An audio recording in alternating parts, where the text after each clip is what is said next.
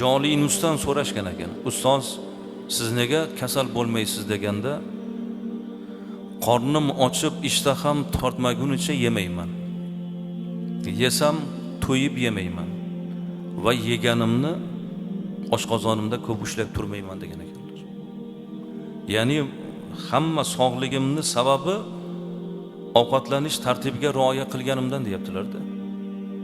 Bugun afsuski azizlar, O'zbekiston xalqi noto'g'ri ovqatlanishdan kelib chiqadigan kasalliklar bo'yicha biz birinchi o'rinda turibmiz. Avvalgi o'rinlarda turibmiz. Payg'ambarimiz alayhissalomdan masalan bir sunnat. Rasul akram alayhissalom ovqatlanishda suyuqlikni ichmasdilar.